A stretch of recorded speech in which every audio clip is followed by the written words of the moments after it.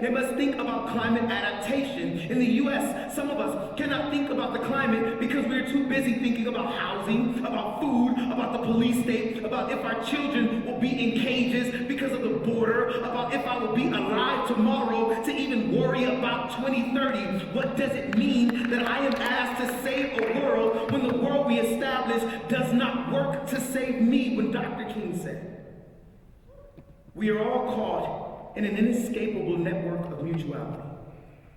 He meant that we cannot save the oceans without saving the land, without saving the trees, without saving the animals, without saving the homeless, the refugees, the poor, those without health care, those dying at the hands of the police, or without stopping greed, without loving those who pray to a different God or those who do not pray at all. True story. Scientists have discovered that 10 years after the US bombed the Bikini Atoll, the ecosystem started to recover without human intervention. And it is now beginning to thrive. What Dr. King meant, what the Bikini Atoll is so desperately trying to teach us, is that we cannot save the world for ourselves. We must save the world for the world. And when necessary, we must get out of the way and allow the world to save itself. Thank y'all for letting me see y'all this morning.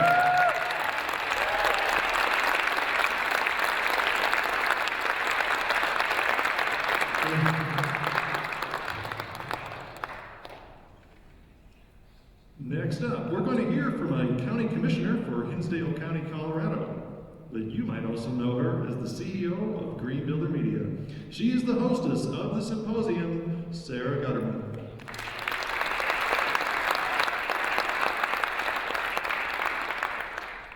Our lives begin to end the day that we fall silent about the things that matter. These words by Martin Luther King could not be more relevant and appropriate than they are today. We are indeed in a climate emergency, and every species on the planet is feeling the heat. From the charred landscapes of Australia to the ravaged beaches of the Bahamas to the melting polar ice caps, we are seeing that every ecosystem is affected by climate change. And that is why it is such a pleasure to welcome you here today to the Sustainability Symposium 2020.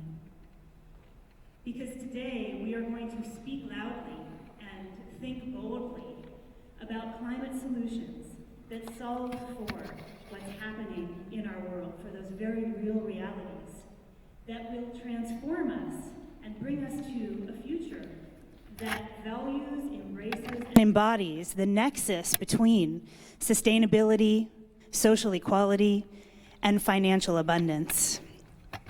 As we know, the built environment plays a substantial role in this transformation, not just in terms of creating homes and buildings that are energy efficient, that conserve water, that are healthy and have good indoor air quality, that utilize smart technologies and renewable energy, but built spaces that allow us to live with dignity and age with grace. Built spaces that can withstand nature's fury and that don't cost millions or billions or now even trillions to repair and to remodel and to rebuild when those inevitable natural disasters occur. And that's particularly appropriate because in the US alone today, 500,000 people, 500,000 people every night sleep on the streets. And we have a 7 million unit shortage of affordable houses. As Martin Luther King said, injustice anywhere is a threat to justice everywhere. Those numbers are simply not acceptable. And something else to think about, another number that's fairly daunting, 10. Experts now say that we have 10 years to clean up our act before we enter into the Pyrocene. This is a new era we've never seen before, a fire age, much like an ice age, but the other end of the spectrum. And certain experts and climate scientists, for example, Arizona State University professor Stephen Pine, believes that if we enter this Pyrocene era, we will be in a no analog, no turning back scenario where, as he says, the arc of knowledge that has connected us with history will be broken, and we will have no insight into the future in this Pyrocene era. Now that's fairly daunting and dramatic, I know, but there is reason for hope. I am hopeful because of the innovation and the bold commitments that we see every day that are being made by corporations, cities, states, certain countries that are solving for climate change. I am hopeful by the unprecedented numbers of people protesting in the streets.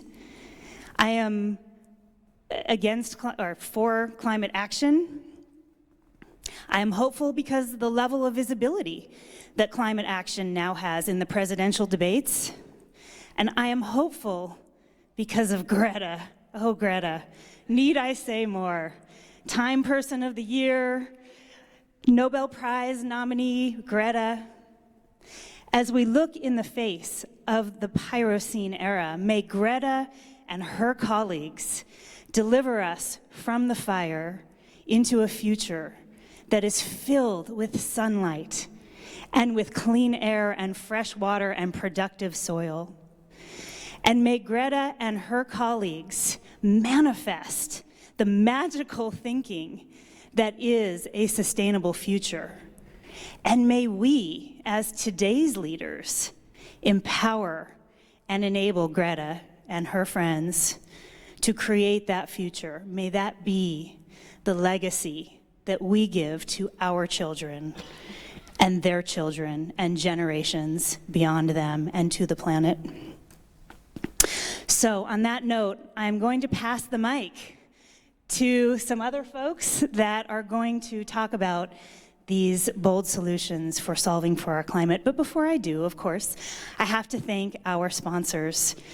Ingersoll Rand, Samsung, DuPont, Zappos, Jinko Solar, and Mitsubishi Electric Train are our national sponsors that help us not just with this event, but with many other things throughout the year. They help us spread the good word. So please join me in a round of applause for these wonderful companies. We also have a fantastic list of national partners as well as local partners and sponsors, so thank you to all of you for your support. Thank you to Mike Collignan, who is the voice of God today behind the scenes. Thank you to Annette Bubak for all of your help. And thanks to all of you for being here. As you can see, we have a big venue. But let's fill this, if not with people, with enthusiasm and with ideas and with encouragement. And I think if we can do that today, and if we can all leave here feeling as big as our venue is, because we just couldn't pass up supporting UNLV and being here in this lovely venue when they offered it to us, then I think we will have a very, very successful day. So again, thank you all for being here with us today. I appreciate it. Now, it is my pleasure to introduce our opening keynote, Andrew Winston.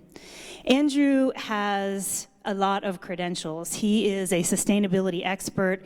He works with a lot of companies, some of you here today, like Ingersoll Rand and Owens Corning and Uponor, in helping them understand the macro global issues of our changing climate and then creating solutions that they can implement in their businesses. He is also the author of several books, including some you've probably heard of, Green to Gold and The Big Pivot. If you have not read these, I really highly encourage that you do, because they are tremendous bodies of thought. But if you ask Andrew, the thing he is most proud of in his impressive body of work is his 2 sons, and I'm sure he'll talk a little bit more about that. So Andrew, please join us. Great, thank you. Oh, thanks so much. All right, good morning. It sounds really loud.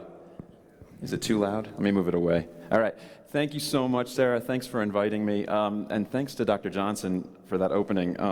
I have followed a lot of different people in talks. Actually, once in Vegas, I followed Lance Burton, the magician. That was the weirder moment of my life, but that was really fantastic. And it struck me that obviously today is MLK Junior Day, and this is a true story. So I had two quotes in my high school yearbook. One was from John Lennon, the thing about life being busy while you're making other plans or whatever. Life happens while you're making other plans. And then there was one from Dr. King, which was, "We must accept finite disappointment and never lose infinite hope." And the fact that I had that quote in there should tell you something about the social life I had in high school. But it wasn't a typical high school quote, I suppose. Most of them were like, the dead rule or whatever. So I think about that a lot. We are in a time of really aggressively tough things to deal with, right? I mean, someone asked me ahead of here, are you going to be up there angry? I'm like, I don't think so. But, we're dealing with some really big stuff, right? Politically, obviously, the arguments we have around our kitchen tables, around Thanksgiving tables, and the climate is serious. So I think there is this balancing act we're all, dealing with of accepting some of the reality that we're facing, but maintaining this hope about what's possible. And actually, for me last night, the award part of the evening and seeing some of the technologies that are out, some of the great, net zero beautiful buildings, some of the towns like San Luis Obispo that are, have aggressive goals, that gave me a lot of hope to see how much potential there is in the built environment, which is obviously one of the biggest parts of our human footprint. So my job in the world, if you want to put, I guess that's on there. Is that an hour? It just says 1. It could be a minute. I might be done very quickly. I guess it's counting down by minute. All right. So my job, I think, is to step pretty far back. I don't have to tell you all too much about sustainability, and I'm not here to tell you about, green buildings and how you build green buildings. That's not my area. I work with companies on really macro scale, mega trend issues. How do you think about the biggest trends in the world and what it means for being a company today? And that's, the large part of what I want to talk about. So we're I think, in the midst of something very deep that's changing in business. So this is a list of really some of the biggest companies, the biggest brands in the U.S., the largest U.S.-owned companies. So these were the some of the signers of the Business Roundtable statement last August. How many people kind of saw that statement? It's probably almost all of you. So what they said was really kind of interesting. They said, we've put out these principles of what it means to be a business for decades, and we've been, they didn't say these words, we've been obsessed with shareholders, that's kind of my words, for decades, and now we realize that companies don't exist. I don't know why this took till 2019 to realize this, but companies don't exist just for shareholders, that in fact we operate in a different way. It doesn't describe the way we actually run our companies, where of course we care about stakeholders and long-term interests. Now, in my experience, some of the companies I work with that signed this, I'm not sure they knew what they signed, honestly. I don't think the CEOs quite realized what they said here, because it was pretty profound and it was a shot across the bow of Wall Street and investors. But actually, Wall Street, for the first time in the last year or two, and especially in the recent weeks, is saying different things as well. The Financial Times launched a website a few months ago that said capitalism it's time for a reset. This is the Financial Times, right? I mean, these were pretty skeptical parts of the world in the financial world for a long time. And there's studies like the Edelman Trust Report showing that investors agree that we can't just be maximizing shareholder value. There's some recognition that capitalism, for all its strengths, is at the same time not really optimizing for well-being, right? It optimizes for matching goods and services fundamentally. So we are in a new phase, I think. But let me step back a little bit. Let me go back like 15 years. And my book, Green to Gold, came out 14 years ago. It actually came out the day my second son was born. So I look at him every day as he keeps growing and growing, and he's 13 and a half. And he's kind of the age of my career in this space. And then I have a 16-year-old who's older, and obviously 16 is older than 13, who is at the phase where he knows everything. I don't know how many people have teenagers. He knows everything. And he's actually like physically bigger than me. So he's 6'3" and just thinks he knows everything. I mean, that's kind of the summary. But these are really amazing kids, actually. He's brilliant in all of his annoying me and arguing with me. And, my younger one makes me very proud. But I look back at the time of their years on Earth and how much has and hasn't happened in this time. So the main framework from Green to Gold that we put out there almost 14 years ago was a very simple idea that companies create value in 4 fundamental ways. They either reduce the downside, they are reducing cost or reducing risk, or they're driving the upside, revenue through innovation, new products, and brand value. Brand value, or intangible value, which is not a small thing anymore. It's about 80% of the market value of the S&P 500 is actually now brand. Right? That reflects the move to services over many years away from manufacturing. But it means that we're protecting this value in our companies that is hard to measure, right? So what I would have said if I'd come to you 10, 12 years ago is this kind of simple message of, hey, green's not scary. And if you're out there in green building, this is part of the message to your buyers. And that's part of my work today, is that I think a lot of you will know much of what I'm saying, but my job in the world is how to talk about this and how to reach the C-suite, how to convince people on your town legislature. I'm on my town's legislature. I decided to become a more active citizen after 2016, and we're debating doing more in energy on tomorrow night when I get home, from people who don't want to do anything about it, right? They don't understand what we're facing. And so there's these battles all the time, and part of this is my job is to figure out how we talk about this. And so 10, 12 years ago, really was this story. It makes money, and I could have regaled you with stories of very large companies, including Ingersoll Rand and others, that have saved billions by reducing energy, reducing water waste. I could have talked about companies that were trying to manage their environmental risk, food companies especially, in growing as the climate changes, companies that destroyed value, billions of value through environmental mismanagement like VW, which was fraud, not so much environmental mismanagement, but they put out products in the realm of this is a green product, and it was a lie, but that was a risk that they took. There are companies that are realizing this intangible value just in the category of employee retention and attraction, and they've put numbers on how much it's worth to them, tens of millions of dollars, that their sustainability efforts have kept people, and they don't have to turn them over. And then, of course, there's tons of companies selling more stuff now. This used to be really niche 10, 15 years ago. There was the Prius you could point to. Now there's just entire categories. Right? Alternative proteins, consumer products, all sorts of foods, all sorts of energy-efficient products, like we saw some of the winners last night. And so, again, 10, 12 years ago, that's the whole story. It's good for business. Don't be scared of this green thing. We're not scared. We're not trying to take away your business. I think it's a much more complicated picture now, a much more, in some sense, rewarding conversation to talk about how big the forces are in the world now, how much things are changing. And I'm going to go through 5 or 5.5 kind of megatrends. There's only so many when you see stories of megatrends. There's an article that Sarah reprinted in your program that I wrote last year about megatrends. There's 9. This is a subset, but these are the ones I think that are really driving the deepest change from a sustainability perspective. Obviously, the climate, I don't really need to tell you that while there has been snow in the past, there's very rarely been snowstorms in Guadalajara, Mexico in June, which is what happened last June, that we're seeing these incredible extremes. Monsoon weather where you get in a day what you would have gotten in weeks. Hurricanes like Dorian destroying parts of the Bahamas, just flattening them. The fires in Paradise, California, 2 million acres burned, one of the biggest in history until the last few weeks. In Australia, which has seen 25 million acres burned. It's over 10 times larger than the California fires. And just for scale, because I think sometimes we don't realize in the US, that's Australia to the continental US. So what's happening there is the equivalent of a California-sized fire happening there in Texas and Maryland and Connecticut and Minneapolis and everywhere. Imagine that was going on right now. So that's a country that's in political disarray as they have leaders that aren't sure climate change is a real problem. I can't imagine being in a country like that. That would be that would be tough.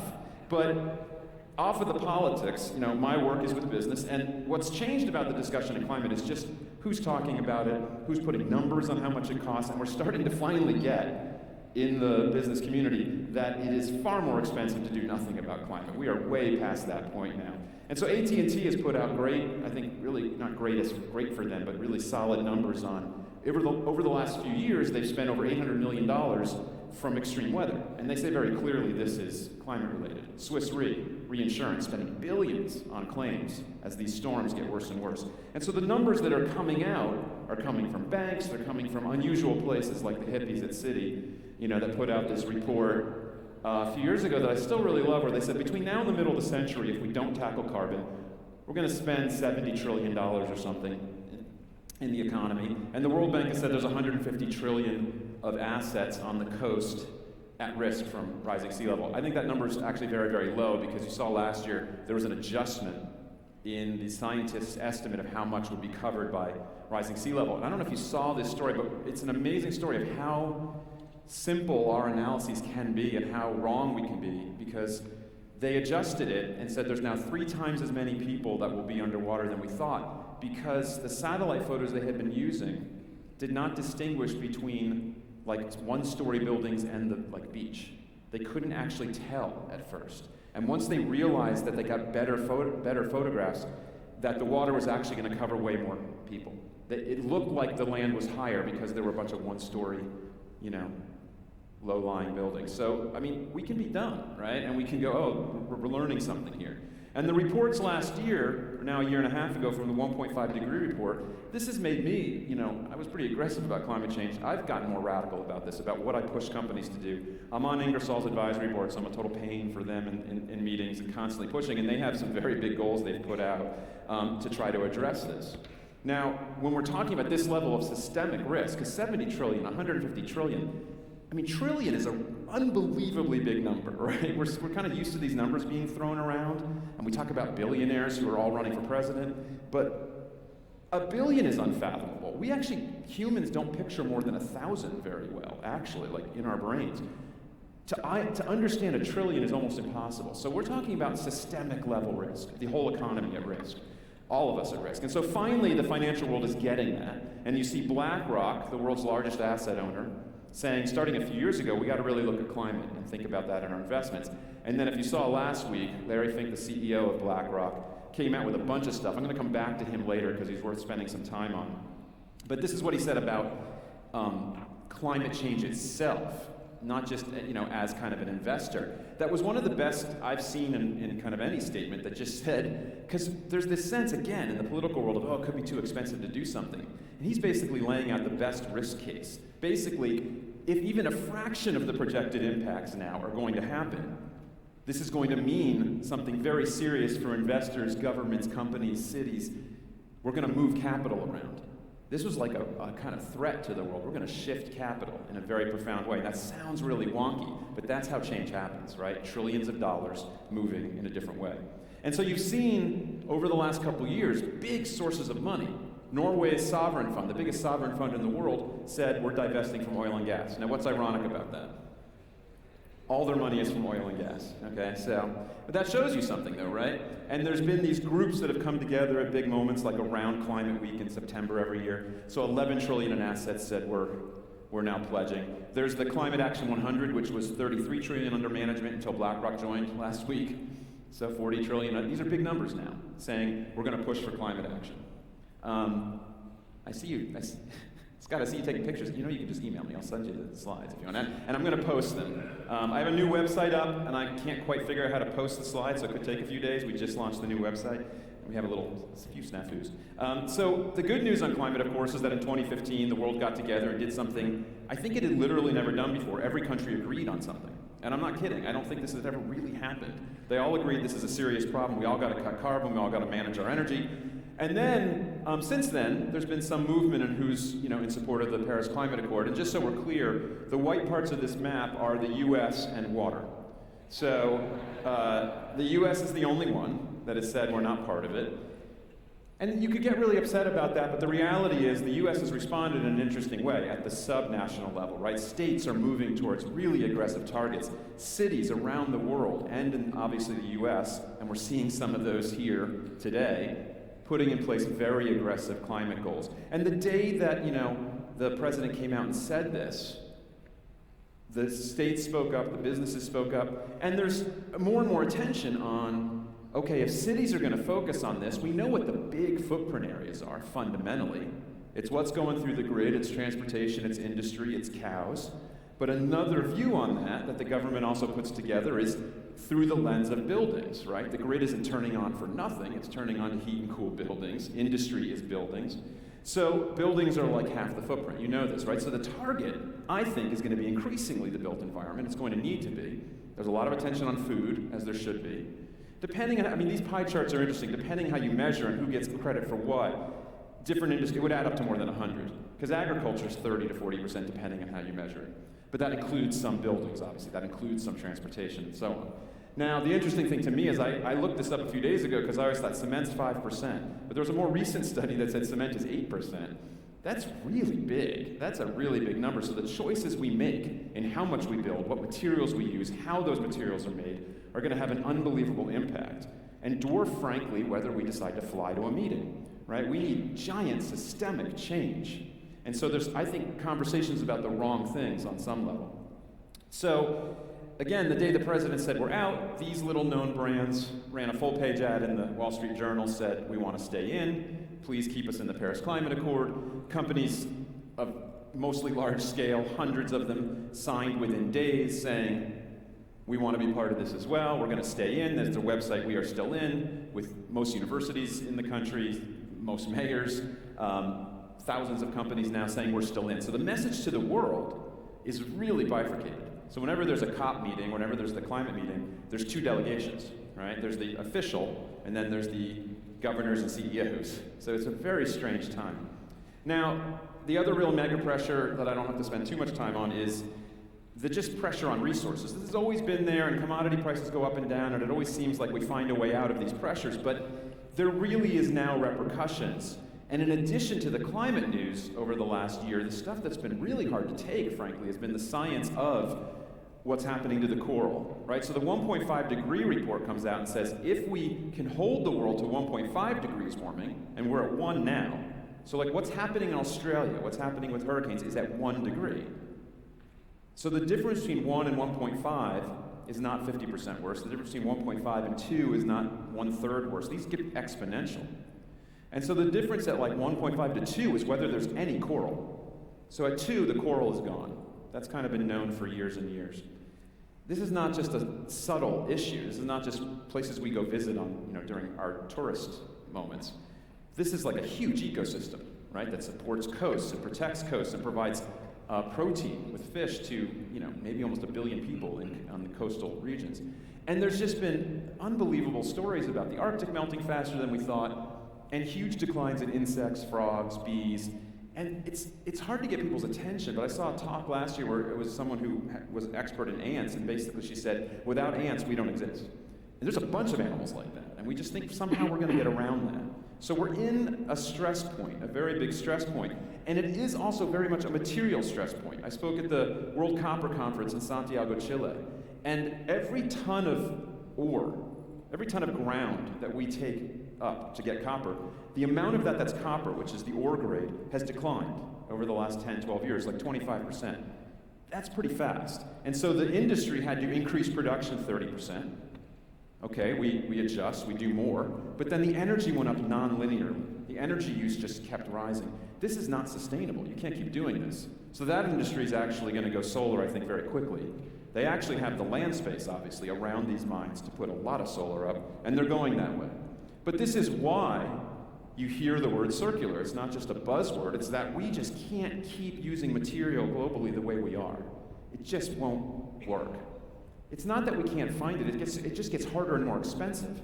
Like, of course we could find enough oil, but you don't build an offshore oil platform for fun. You do that because the land stuff wasn't easy to get anymore, right? It just gets harder and harder. And of course, water is going to be, I think, the challenge and maybe the cause of wars for the foreseeable future. This was Cape Town, South Africa, a year and a half ago when they almost turned off the water.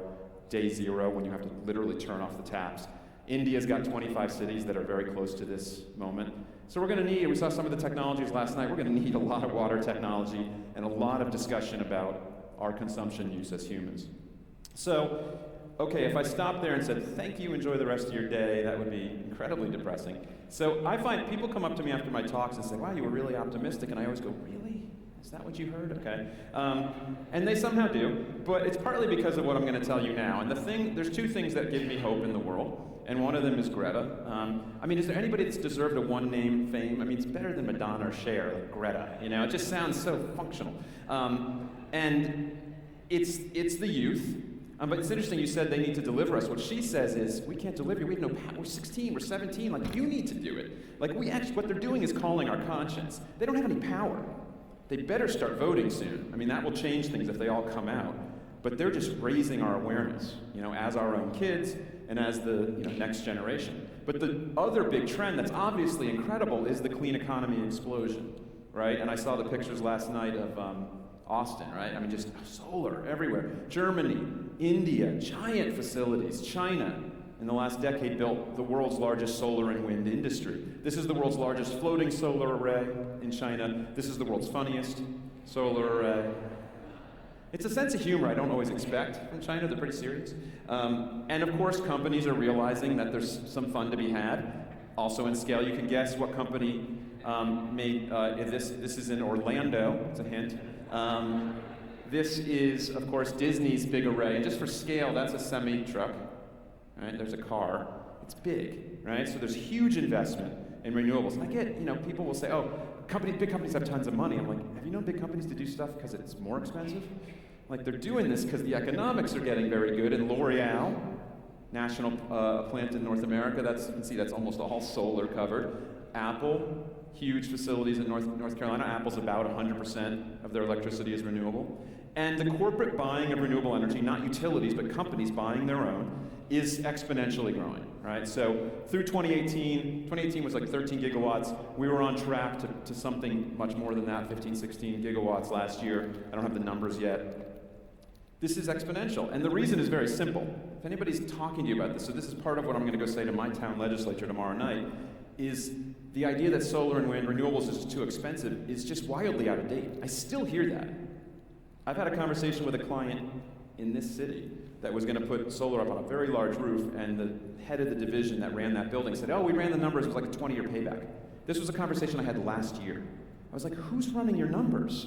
Like, that's crazy. I have another client that's instead bought a huge wind farm for less than 2 cents a kilowatt hour. That's what's actually happening on the ground. So solar and wind 10 years ago, yeah, super expensive, but now, and this is from Lazard, by the way, the investment bank. This is not from Greenpeace. This is no one with an agenda. They call up energy developers every year and say, what does it cost to make stuff?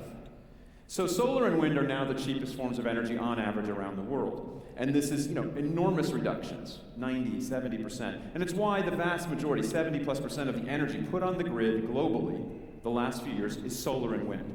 I find even in our field, maybe people don't quite realize how fast this has happened. And we think there's this debate, this race between fossil fuels and renewables. The race is over. Like, renewables are now cheaper, and they will never be more expensive than fossil fuels. I mean, it's very simple. I have an economics degree. The variable cost of renewables is zero. Electrons and wind. The variable cost of a coal plant is cutting down a mountain. It's not competitive. It's not going to be. And we're actually hitting the point in the next few years where building a new solar and wind facility is going to be cheaper than operating current coal and nuclear, like the stuff on the grid already. The marginal cost of running it is more than building new. I don't know exactly what happens at that point. It's already started to happen. What happens to the banks at that point? Because do you shut down assets that aren't fully amortized? Maybe, because your money can be better put elsewhere. And so the other thing in this space that is there's been all this discussion about plugging everything in. If we just plug everything in, we move the grid, and we move transportation, we're hitting all of it at once. I think this is likely where we're headed, right? We're going to basically electrify everything. It's not as simple as that, obviously. But the thing that's happening in transportation is also remarkable. I mean, just anecdotally, we got our first full EV a few months ago, and I'm not a big car guy, and I'm going to get so many tickets. This thing is so fun. It's a Kia Niro. It's just a little SUV. It's so fast, it's like a joke versus everything else on the road. If I need to zip in and out, I just go, It's just so powerful. It's just a better version of a car, right? So I know there's been some declines lately in car sales in the US of EVs. There's some ups and downs, but I'm not worried about it because the cost of batteries has been dropping so fast that you now, over the last few years, have large-scale vehicles. It used to be, 5 years ago, I thought, well, we can only get maybe a smart car. to be electric. And now there's buses. So China, every 5 weeks roughly, China puts 10,000 electric buses on the road. That's as many buses are in London, like the whole fleet in London. So China now has something like 425,000 electric buses. Do you know how many we have in this country right now? What do you think? It's 300. Not 300,000, 300. We like to pretend that we're the most advanced technological society, and we are so not, right? We don't have high-speed rail, we don't have the electric buses, but I think this is going to change. And I want to pause for a second, because it's easy in our field to say, we all talk about climate and resources because we care about this. But actually, the world leaders are very worried. This is a report that comes out every January, it just came out this week from Davos. They survey the largest company CEOs, world leaders, about what are the biggest risks. And I wanted to show you just the top right box. These are the biggest ones. So things on the bottom here are actually in the top 10. This is a map of likelihood. Is this risk going to happen? And how big is it? It's it's a multiplication. So if you think it's likely to happen in the next few years and the impact is huge, you raise it. So in the top 10 is things like conflict, war, right? This used to be kind of the obvious number one risk, and some sense of global governance failure. That's, I think, a measure of the nationalist populist movement we're seeing, that we're not sure we can come together anymore. Then there's, this one came up last year, in the last couple of years in this report, has been rising fast. Cyber attacks companies are incredibly worried about. This is something we don't have enough budget for to manage. We don't know what's going to happen with that. Then there's things like what they call societal risks, and water is the one that made the top 10, obviously. And then I'm going to show you the green ones. So the green are the top 5 now this year. And this is human-made disasters, natural disasters, biodiversity, extreme weather, and not doing anything on climate.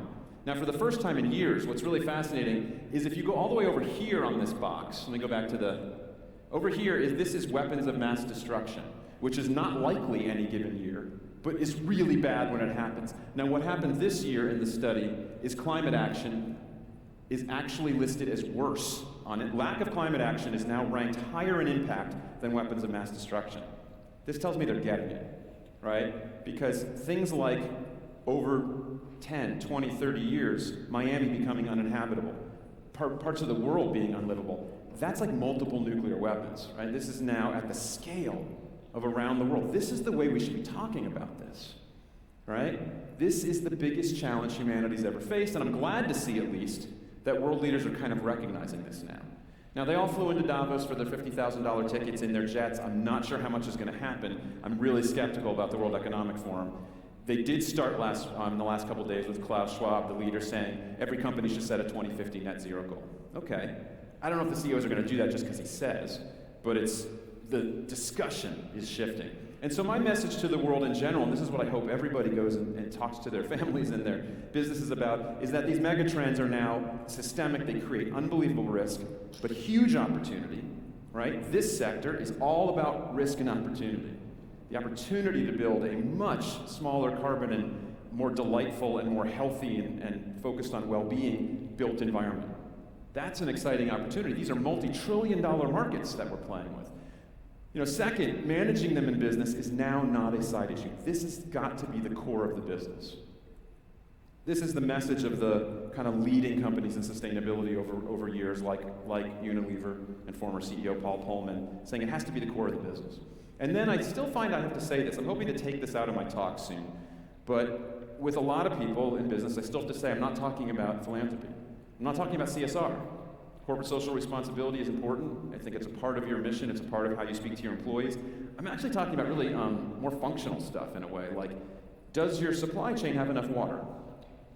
Is it flooded, literally? Can you get the parts you need? Can you get the pieces you need? Are your people happy? Do they have a sense of well-being? Are the communities safe? Are you making products and services that an increasingly more demanding public wants in terms of sustainability? Now, the excitement from the billionaire in the world who's having more fun than anybody should, he's been saying this for years, that climate, carbon, this is our wealth creation. This is the message, right? This is the positive message. The lots of atomic bombs going off is the scary message. The positive message is huge opportunity. And the people in this field that I respect that are somehow relentlessly positive just feel like the bigger the problem, the more we can do something about it, the bigger the opportunity. And so the fourth megatrend that actually I have found is maybe the most compelling, even after all that, when I've talked to executives over years, it's this generational thing, right? So how many people here were born 82, 83, and after? Wow, quite a few. Usually they're kind of put in one group over there. Okay, so they're spread out. They're now mixing with all of us. I have gotten one or two okay boomers in the last few weeks, and I just want to be clear. I've been gray for a long time, but I am Gen X. Like I am turning 50 in a few months, and I'm not freaking out about it at all. You can ask my wife. I've been in one year-long kind of midlife crisis where it was like, gotta get the Tesla, and we got the Kia Niro. Anyways, but I love it. I find, because I speak a lot at leadership meetings, the top few hundred people in the company, and the millennials are just on the outskirts of that, right? They're getting close to 40. I love when we talk about millennials as young. Hate to tell you, the leading edge are approaching 40. Sorry, guys. And, when I'm 90 and you're 80, to the kids, we're the same age. So, I'm not much older than you, basically. But the young 30s, the 20s, they're not in the leadership yet. But I find leaders in the company are scared of these people. And there's a reason. Because while it's not new to be annoyed by young people and they think they know everything and they want to be in charge, everybody's done that. The boomers hated us in Gen X during the dot-com boom. We were like, we can run $1 billion company. I'm 28, And, the greatest generation hated the boomers. Socrates and Plato didn't get along probably. I mean, this has been true forever. What is different is that the attitude towards business and society has been shifting. And I think starting with the millennials and definitely in Gen Z, and you can see the stats, the vast majority think a company is going to be measured or should be measured by more than financial return. And a huge percentage say they're already picking employers by whether they share their values. This is a kind of seismic shift. And Gen Z, I saw this, there was a McKinsey study, Woke Capitalism, that Time magazine wrote about. 9 in 10 said that companies have to do something with social and environmental issues. And I think, obviously they truly mean it. They're in the streets a lot more. And they're inspired and capable and enabled using technologies to do so much more. So as great as Greta is, she was actually inspired by the Parkland teenagers. That they were able to go from 0 to 3 million Twitter followers in like a couple weeks. And they got more people in the street maybe than any kind of march in US history for gun control within a few weeks. Those marches were then outstripped by climate marches over the last couple of years. And Greta literally went from a single small girl with a sign in front of her high school to a global movement in months. This was impossible before. And she, of course, has gotten these kinds of, multiple times. Last March, there was a big day. In September, there were a couple different days all over the world. Huge turnouts, right? I'm in this picture like here somewhere. And everybody's, I'm actually standing back there. There's like CEOs. Paul Pullman was near me. Like, everyone's just bowing to her because of and she's so clear. She has such a clear message. This is a week later, actually, after New York and Montreal, something like 500,000 people marched. That's like a good chunk of the city. I don't know if it's affecting anything yet, but it's hard to believe it isn't. And actually, in the Larry Fink letter last week, which I'll come back to, he talks about protests around the world. And when I said before that, boomers and maybe Gen X are afraid of the millennials and Gen Z, it's not just afraid of them, it's like these are their kids. When I've done research or I talk to CEOs about why do you care about this stuff, the business case I've spent 15, 20 years on, they go, yeah, the business case, sustainability can make money. They're like, whatever, I needed that to justify it. But it's really a personal thing. I've seen this repeatedly, that as much as I've talked to them about the head, it's the heart. And their kids, like a millennial is not theoretical to a CEO who's 60. A millennial is the kid in their basement. Like it's someone literal. And they're asking them. I saw a quote recently from a big airline CEO, and she said her husband and kids were like, what are you doing? Biofuels, flying, what are you gonna do? So the pressure is building, clearly. And you're seeing CEOs, in CEO surveys, there was a big Accenture study last fall where they were talking about this, and that they say, we gotta think about where we're going, where the puck is, as Wayne Gretzky once said, and says, where are consumers gonna be in 10 years? Well, Greta and her crowd are consumers in 10 years, and citizens, and if we're only targeting profits, we're gonna die. You're hearing these sentiments from CEOs, so that's good.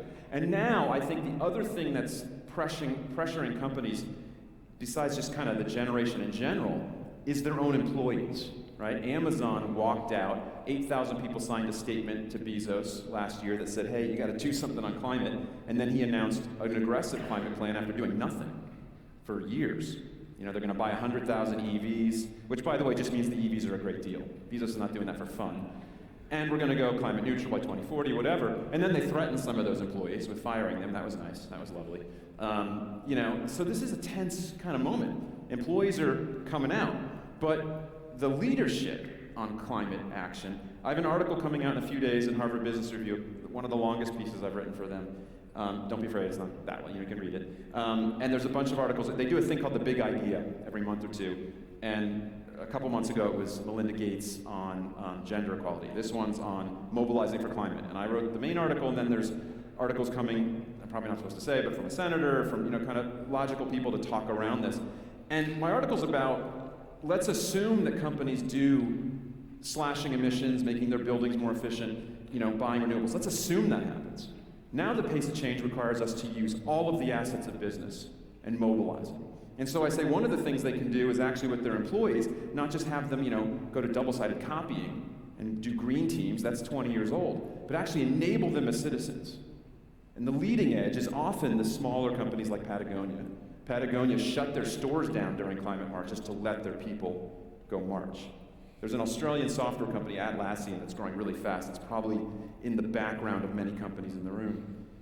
They do the same thing. Their CEO said, we want you to be, you know, activists, because we don't think the world's going to be around if we don't deal with this, right? So this is what I think leadership starts to look like, where you go beyond just saying we're going to cut emissions. You start to think about, how do we mobilize our people?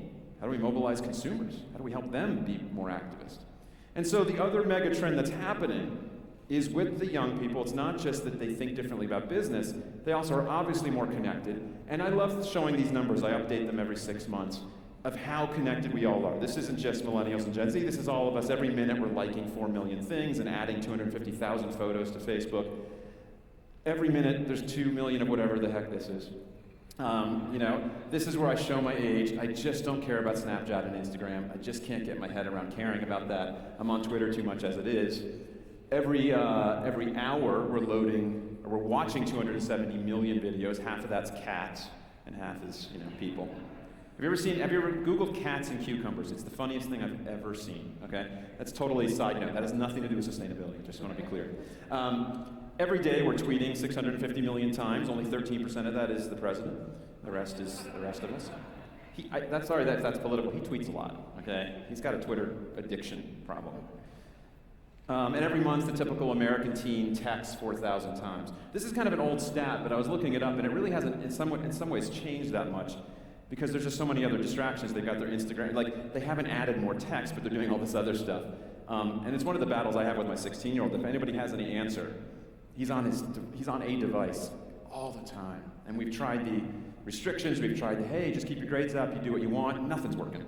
And I'm on my device too much. I don't know the answer to this, but we are constantly connected, and it allows us to do more than just play games. People can connect over things and drive change, right? So this was a girl, she was 15, 4 or 5 years ago, and she demanded through a Change.org petition that Coke and Pepsi change the formula of some of their drinks. There was a brominated ingredient that was potentially dangerous. Within weeks, they changed the formula. This was not the only time they had heard this, obviously, but this was kind of the last straw, because she got 80,000 of her closest teenage friends to sign this petition. And so we have the ability to gather people, to ask new questions, to say about every product, where is this from? Who made it? Were they paid a living wage? What's the carbon footprint? What's the water footprint? What does this building do? Where did its material come from? What happens when it's torn down? So how transparent are we going to need to be? Increasingly. I mean, we're in a weird time on transparency too, right? There was a time that the tech world, Silicon Valley, I am sure thought if we open up all knowledge to the world, everyone will be free and everyone will know everything and there'll be no misinformation. No one foresaw, honestly, the bubbles of information that technology could then create. I don't think anybody really saw that coming, what's actually happened. But I think with things like products, it's different. I don't think there's a lot of like Fox bubbles or liberal bubbles on products. There's just like information. And people want, of all political stripes, to pick up a product of any kind, And I think this applies to many things. Pick up a financial product, pick up the sketch of their new house, the building they're buying, that they're leasing space in, and they want to know what's in it. They want a clean label. This is sweeping the consumer products world. I work with companies along the value chain in this world. And it means, what's in this thing, where did this thing come from? What's the story behind it, right? And again, the expectations of companies are rising. So another kind of next-gen, young people report says, in a transparent world, younger consumers, they don't distinguish between the ethics of a brand and its whole network. This has always been true, but it's really true now, right? If something happens in a supply chain, they're going to hold everybody accountable. So this is a new world, I think. And the way companies are getting engaged in their supply chain, I think, is evolving. And this is, again, kind of true leadership. You don't just say, we've got a code of conduct for our suppliers. Check. Apple's actually been creating, with money, with actual donation of money to a joint venture with Alcoa and Rio Tinto, a new smelting facility. This is really far back from Apple, right? This is the smelting of aluminum to go into their products that they believe will be cheaper and 90+% less carbon. Now, I was speaking and someone was like, yeah, but Apple uses like a 0.01% of the aluminum. I'm like, it's not the point. This is proof of concept. And if it's cheaper and better and zero carbon, who's not going to build this, right? They're trying to drive change so that they can make an Apple computer that's zero carbon. And they're also working with their suppliers. They also set up a $300 million fund. Well, $300 million for Apple is like what falls out of your shoe while you're walking, but they set up a fund in China to buy more renewables. And so this is all about, I think, what companies do to talk to their business-to-business customers, to talk to their consumers, to explain their story of being greener, of being more sustainable. And I think it's moving from being like a tiebreaker, kind of like, oh, if this company or this building or whatever is greener, we'll take it, to being kind of a deal breaker. And this has been building for years. And I've been promising this for years, and I can't say it's all worked out perfectly. But increasingly, there's more and more people buying as consumers and as procurement officers that say you have to be in this condition, you have to match these things, or we're not even going to look at you. So all of this adds up to something different. Everything in life is really stories. That's what I'm up here doing, is telling stories. And a good product used to be, according to a CEO of a big food and beverage company, when I was interviewing him about this kind of stuff, he said a good product used to be one that tasted good and was safe. So if it didn't kill you, it was fine. Like, that was it. And he said now, and this is word for word, he said a good product is one that is responsibly sourced, manufactured, and distributed. It's incredibly more complicated. And it makes kind of a boomer CEO a little uncomfortable, right? This isn't shareholder primacy. This is like stakeholder stuff. And I was at an event with an industrial company, and the head of procurement was saying to all their suppliers, it used to be quality, price, payment terms to be a preferred supplier. Now we need sustainability and innovation. You have to help us innovate. Make our products more sustainable so our customers are more sustainable. Help us. This is a value chain conversation. So to come back to the beginning, something's changing. You got Tim Cook and others saying things like this over the last few years. Government has become less functional. Can't imagine why he thinks that. Business has to step up. It has a moral responsibility. I don't think moral is really the important word here. It's more just responsible. Like, we are citizens. We're part of society. We have to help the economy grow. We have to think about the communities we work in, think about our employees. And during this business roundtable discussion, you had CEOs like Ginny Rometty from IBM saying, hey, this is about license to operate. This has been in the sustainability realm for years and years, but I think they're really hearing it now. Like, does society trust us? Are we relevant? Do we have a purpose? And I think it's why you're seeing companies take a stand on things that would have been are really uncomfortable, but kind of surprised me. So Dick says we're going to stop selling certain kinds of weapons after Parkland, and recently announced that they had one of the best quarters they've ever had. And there's always kind of counterfactual arguments. You don't know how much they would have grown or not, but didn't seem to hurt them that bad. And Nike, about a year and a half ago, for their 30th anniversary of their Just Do It campaign, put Colin Kaepernick, the guy who was taking a lot of grief for kneeling at games to protest police brutality, race relations, and they put him on a billboard. And it was interesting, the press is like, well, Nike has young buyers, this will be good for them. I'm like, yeah, but you're still choosing to take some segment of your buying population and really piss them off. Because remember, people were burning Nike products. Some of them burned them on their feet. I'm not making that up.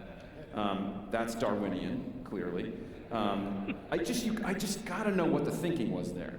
Like, I'm gonna light this shoe on fire to show them. First of all, you already bought it. And second, it's on your feet. But anyways, so I think the question that these companies are asking is, who are we? What do we stand for? It can't just be shareholder value went up 3.3% this quarter. Like, that's just so uninteresting. And so my job in the world is to help the world fight these dragons: climate, inequality, water. I'm not actually the hero. I don't want to be the hero. I don't think that's my job. I'm actually not in the trenches, to be honest. I'm not in companies. I'm putting out stories. I'm the sword. That's my goal, is to provide tools and frameworks and ideas and inspiration and stories for people to tell, and the frameworks to use to go back into their companies and be the heroes. And that's why I wrote The Big Pivot. It's 6 years old, actually, but I don't have that much different to say. I'm writing a new book now that I can't fully talk about that will, I think, go further, but a lot of what's in here is what still, I think, needs to be said, and there's a lot of things companies are just starting to get comfortable with. I talked in here about science-based targets 6 years ago, and nobody did it, and now there's hundreds and hundreds. So, like, things move. The norms change. And so the Big Pivot is about, I think, a really fundamental shift, so that you move from being about maximizing shareholder value, but getting to sustainability stuff when the timing is right, or the ROI looks perfect, or NGOs are bothering you, and flip it and say, how do we solve the world's problems, and work back from there? How do we use technology, markets, economics, capitalism to compete? That's the Big Pivot, and there's companies that I think have made a fundamental shift, and my favorite example is Ørsted. They used to be the Danish oil natural gas company, or DONG, which is really unfortunate in English, but it made sense in Danish. And they started about 10 years ago selling off their natural gas assets. They kind of folded some of their coal assets, but they sold off their natural gas. Hold on. Kind of got all, what happened there? Kind of skipped the whole slide. So they, I don't know why I just went soft, but imagine you can see it. It says, by 2023, 90-something% down in CO2. I just talked to their head of sustainability. They're easily on this path now. They're going to get rid of their last kind of fossil fuels pretty soon. And they're now the world's largest builders of offshore wind. So they went from being natural gas to offshore wind. So people ask me about working with fossil fuel companies. Can we trust them? Are they part of the solution? I think they're by definition not part of the solution until they do this. If they want to make a plan to sunset their business, because we have to get out of fossil fuels in the next 30 years. 2050 is just not that far anymore. How many people thought 2020 seemed incredibly futuristic until recently? I mean, it's weird, right? Time keeps flying. And now when you start thinking about plans as a company, you're like, okay, by 2030 this, by 2040 that, and then 2050 is the next one. This is not that far. So we need these companies to change, and this is what climate leadership, again, really looks like. What stuff should we be completely getting out of? And the Big Pivot is 10 strategies. I'm not going to go into them all. I want to touch on a few things. But it's fundamentally about a change in vision, a change in value, not like ethics, but the value we put on things in business, the numbers we use, how we make investments, and a change in how we partner, how we think about our key stakeholders. And this is about building resilience, fundamentally building resilience. The core principles in the book, and I think that we have to pursue now, are decoupling, which means as we grow, using less and less stuff, in absolute terms, developing this circular world, and then going all the way to regenerative. That's the model that makes sense. If we're going to move from I used to say 7 billion people, I now have to start saying almost 8 billion. Like, this is how fast the world changes, right? I remember when we hit 5 billion when I was in elementary school. My dad remembers, I think, 3 billion. We're now approaching 8. I think 9 or 10 is pretty much coming. And to do that, to provide what's going to be another couple billion people needing basics, all the way up to becoming middle class, we're going to need regenerative models. And what that means is, in agriculture in particular, ways of making food that sequester carbon, but I think buildings can be a part of this too. There are building technologies where they maybe can clean the air. They can actually be generating more energy than we need. And so decoupling looks like this. This is very basic, but Nestle's put out this chart every now and then about, like, over 10 years, production up, greenhouse gas, wastewater down. That's what decoupling looks like. And actually, 20 or 22 or something of the biggest economies have basically decoupled growth from carbon. Carbon emissions don't go up in the OECD countries very much. We used all our century of putting a lot of carbon in the air, and we've gotten more efficient now.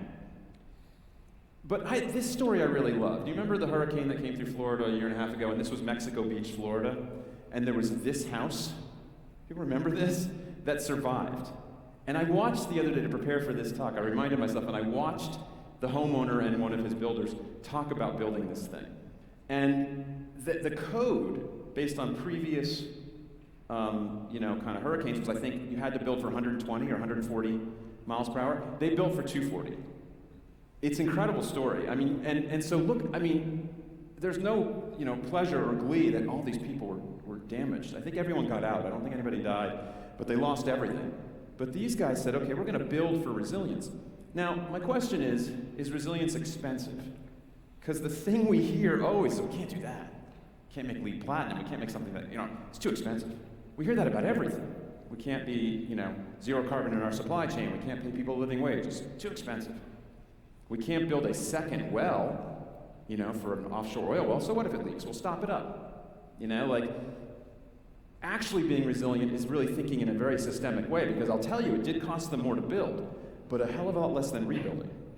Right? So there's a resilience in our system we have to think about in a really fundamental way. And so I want to talk about one of the tools that is like the wonkiest, and I think in companies we all have to think about, and I think this applies especially in kind of the built environment, where there's always these debates about if we go all the way to equivalent of LEED Platinum or something, living building, all of that, it'll cost too much, is that we don't think about investment right. And this has been one of my favorite, this is where I do get angry. You're gonna ask about, I'll get angry about this, about using tools in business, really, really geeky thing to get angry about. But we ask of sustainability-related investments for them to prove the ROI. I see this for years across business. And I just want to point out that business spends a lot of money. For the young people in the room, that's Cardi B. So in the Super Bowl last year, there was a Cardi B ad. They paid her God knows what, and then Pepsi, and then ran the ads and all this. So how much did that all cost? Millions, but I'm going to go with the technical term, a lot. Right, a lot. What was the ROI on that? Can someone tell me? I will tell you, I used to work in marketing, so I have no offense to people in marketing, but marketing people just make it up. They have to. We're going to do this, it's going to be X million dollars, we're going to get this much brand value, we're going to sell this many more cans of Coke, or whatever it is. Oh, Pepsi, excuse me. What's the ROI on R&D? Depending on the sector, investors want to see more R&D if it's pharma, but not too much. For others, it's like, that's too much, What's the ROI on launching into a new market? This is the first Starbucks in China. What did that cost? I'm going to go with a lot. Did it make money specifically? I don't know. So I think there's a question about, can we rethink return on investment? This has been one of my favorite topics for years. Can we rethink hurdle rates? And there's a company I know that they have their 2-year hurdle rate for investments. For energy efficiency projects, they give it 4 years. For building efficiency projects, they give it 7. And it's like, why not? The building's going to be there how many years? Shouldn't you make money every year for 33 years after the 7? Who came up with 2 years? Especially over the last 10 years that interest rates have been negative, just low. We could have been, and by the way, we don't even need to borrow money. Companies, kind of basically US large companies sitting on $3 trillion, maybe more now, probably 4. We have the capital. And so there's a mid-sized company I know that, they didn't develop this with me. They told me about it as I was working with them, that they were working on a new CapEx, capital expenditure process that was really in line with everything I've been saying. They said, look, we measure cash in and we can measure cash out. So ROI looks like we get it, but we're not measuring some things in the R side. So they developed a new CapEx project, and they said, yeah, there's environmental benefit, but that's actually outside. Those are externalities. We could talk about that and say that's good if we get that benefit, but there's actually stuff that has internalized value. The employees being engaged, the customers being loyal, the diversity, using D&I has been clearly something that companies are finding direct value in. A license to operate, so we can go build something, we can go do this in a community, and we can build resilience. And we have resilience, in their case they said if we go to all this renewables, we have resilience against fossil fuel price changes. Right? That's a measurable change that has value that we don't put into our calculations. I think this applies to the built environment in a huge way. Right? There's many, many examples, if we think about return differently, where one company I know, they built a headquarters, super, super green, and it cost them more. They had a call center in those headquarters, and conversions on the call center went up 140%. They didn't change anything. The people, the processes, people just were working better, but you've seen all this, right? People get help, they get better quicker in hospitals that are greener, they work more efficiently. You gotta put numbers on this stuff. You gotta at least put some value on it and say, this is worth it. And so we now need to do something very different. And I think the big thing in this article I've got coming out in a few days, the big thing companies I think need to do now is what I called, 6 years ago, become a lobbyist. Basically use your political influence, because large companies in this country clearly have political influence. And in effect, whenever there's a climate-related bill or energy-related, as Senator Whitehouse from Rhode Island, and who's never run for president, oddly enough, he has said repeatedly in different ways, and he gives this weekly speech on the floor of the Senate about climate. He's been doing this for years, doesn't get enough credit. And he said, whenever there's a bill, something about climate or energy, the bad guys show up. He means the fossil fuel companies, and the good guys don't. He means the Cokes and Pepsis and whoever who have these giant goals about, renewables, climate reductions, and then don't show up. They show up for trade, bottle bills, other things. They don't show up in Washington, in Brussels, in state capitals. And they actually, even worse than that, allow their trade organizations to go in and fight against these kinds of regulations, against increasing standards for buildings, against a price on carbon, whatever it is. And the Chamber of Commerce has been one of the biggest anti-action organizations for years, but with some heavy interior pressure from a few companies in particular, and I talk about this in the article, they actually flipped their position a few months ago. They said, climate change is real, we should be in the Paris Climate Accord. I don't know how much to believe. They've been so anti-action for so long, but it at least opens up things, I think. So companies can walk into their political leaders and say, well, the chamber's not going to be bothering you as much, so you don't have that cover. I don't know if we can get to bipartisan solutions. Honestly, I'm skeptical, but we have to keep trying. So you're seeing this push to political influence, mostly through these kind of big statements, like we are still in, back in 2017. But then, a month or two ago, you saw 70 giant companies during the climate meeting say, hey, we're united for the Paris Agreement. We got to stick in here. And they said this. They said, we stand, this was Americans basically saying, America, please stop saying you're going to leave this accord. We stand with the 3/4 of registered voters. Don't think this is split anymore. 70+% of Americans now believe it's a problem. A huge percentage want clean energy. They said there's 4,000 states, cities, that's the We Are Still In crowd. It's going to strengthen our competitiveness, create jobs, prosperous world. Who doesn't want that? Now, the interesting thing about this announcement was they announced it with the AFL-CIO. So this was labor and business. That's rare. This shows you people are starting to freak out, right? Like we're starting to come together. We're all in the same boat, and we're saying we got to work together. So I'm asking everybody now, if this is kind of next generation climate leadership, what policies do we need for a just transition and a fast one? Which ones are going to accelerate demand for everything you guys do? And how do you get the companies that are back in the chain, the Ingersolls and others, that have clout, that are big? Ingersoll's a really interesting example because Mike, the CEO, when there was the trans bathroom bill in North Carolina, he was one of the first to sign a letter saying this doesn't fit our values. So going back to what I said about dicks and guns, we're in a weird time where American CEOs have gotten more comfortable chiming in on trans rights, guns, immigration than climate. That has to change really fast. And there's a reason for it. We could get into over break. That's where I'll get angry. Climate was turned into a pure political football. There was a concerted effort. There was an incredible marketing effort for 30, 40 years. I won't say who paid for it, but it rhymes with Schmoshel Fuels. They convinced everyone that something that is a scientific issue with political ramifications was purely political. That was an incredible feat, and it worked, right? So you will talk to people and say, well, that's just Democrats' position. Just because Al Gore did the movie doesn't mean it's a Democrat position to want like clean air or want a carbon price. We have to get off this, and business is the only one I think that can do it. Because business is clearly not liberal. They're not walking into a senator and they're going, oh, another liberal group coming in. So we got to get them comfortable talking about this. So let me talk about the vision with my final minutes. This pressure on short-term earnings is still there, but we're starting to see the release now. Larry Fink has been writing this letter to the world's CEOs every year for about 5 years. In 2016, he used the phrase, there's a quarterly earnings hysteria.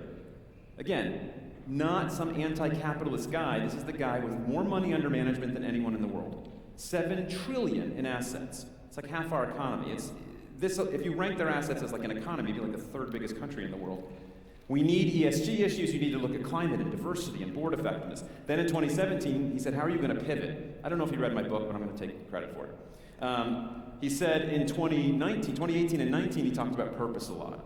He said purpose is not the sole pursuit of profits, it's the animating force. And then this year, which was days ago, he had a lot to say. He said climate is the defining factor in companies' long-term prospects. We have to reassess core assumptions. We're on the edge of a fundamental reshaping of finance. I hope this is true. I mean, I know some of you read my article and you were kind of saying I seemed very positive. Maybe I was like in a tizzy of excitement. But, they have not backed up these statements in recent years. But there's something different going on now. What they're saying is a little bit different than everyone should have a purpose, which sounds a little soft. He's saying there's going to be a capital reallocation. If you dig under the surface, what he's saying is everything's going to start moving away from fossil fuels, away from coastal property in places that are not safe anymore. And when there's a huge move in capital, do you want to be early or late? Like, I bought stocks when I was 29, I bought stocks in some of those dot-com companies, rode it all the way up, right to the crash, and saw so much decline. Like it was like all my little IRA at the time, but like, it will never recover. Buying late is not good. I think it's amazing in a way that BlackRock has kind of said this publicly, because it's almost like a competitive advantage to start moving your capital first.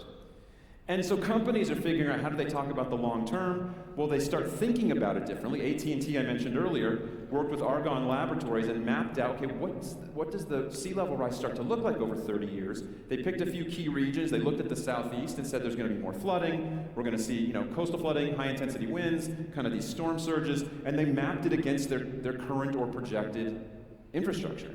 So they know that there's going to be cell phone towers, wires underwater.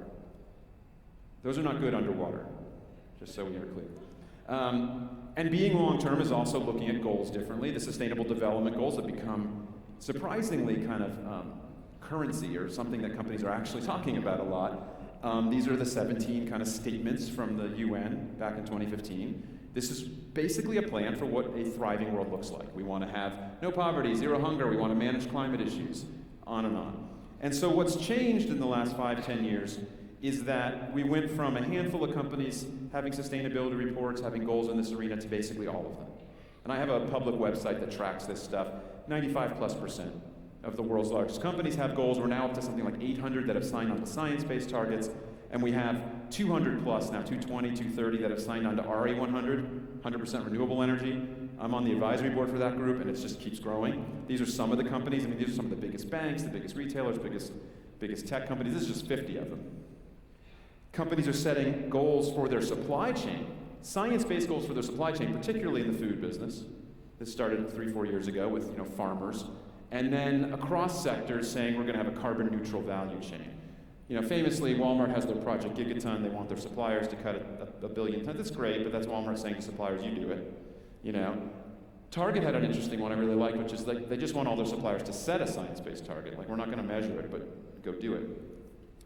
And then this happened a couple days ago, and this is the best climate goal I've ever seen.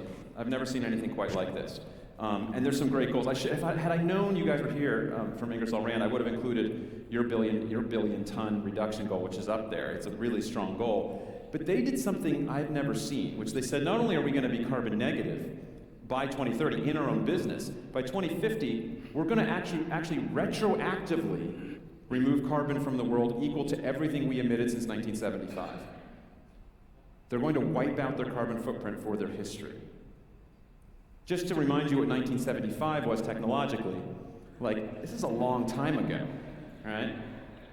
And by the way, to the Gen Z people, my kids, I remind them, Gen X, we were the first gamers. I remember Pong, okay? I was 2 or 3 years old when it came out, but it wasn't really popular until a little later. So that's what leadership looks like, the kind of goals the company set. Kroger says we're going to get rid of hunger in the US. And I was at an event with Tim Cook, and he said, something happens when you set a really big goal. It's crazy, The results are always better. You have to be big. You have to think big. Be a catalyst.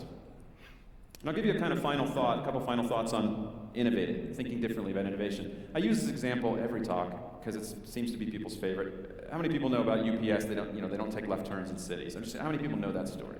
A huge chunk in this room. But it's about if you're idling and taking left turns, you're wasting time, energy, and money. So you're rerouting using satellites, taking right turns, taking 100 million miles out of your system. But this to me is not just eco-efficiency, it's culture. This is the culture we need, where someone in a meeting said, hey, why don't we stop taking left turns? You know, like, who's with me? You know, like it's crazy. We need this kind of inspiration.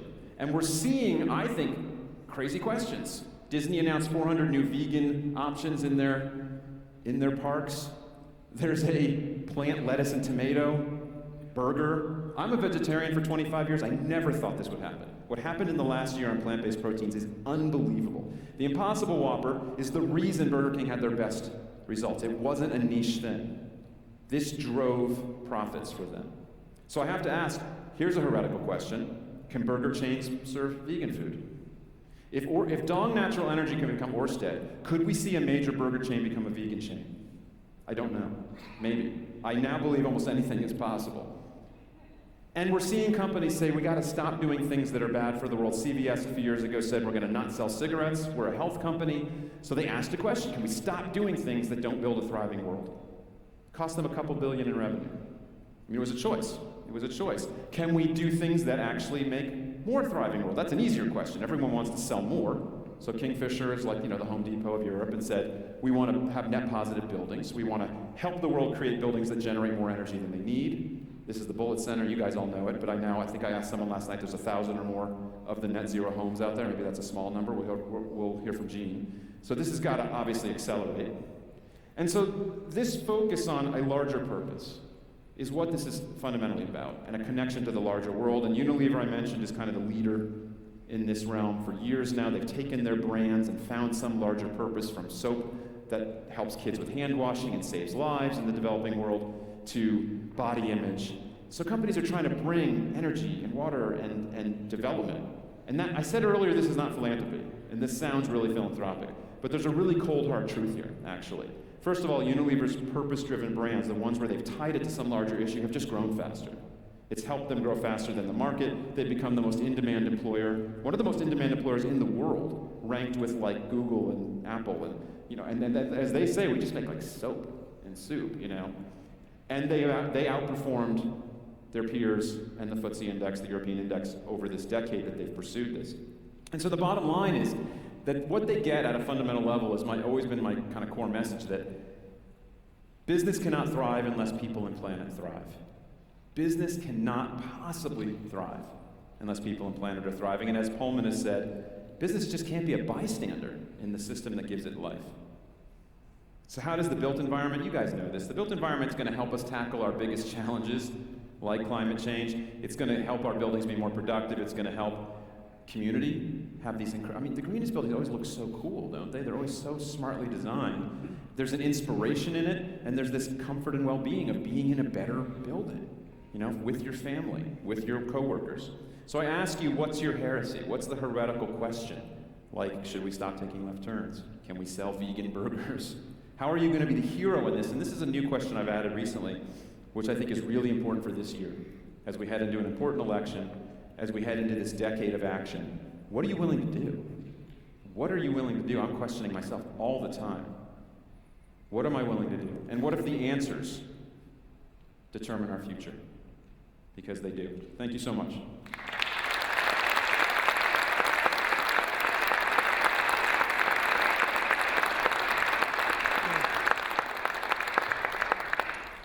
We will now have a short break for refreshments and networking.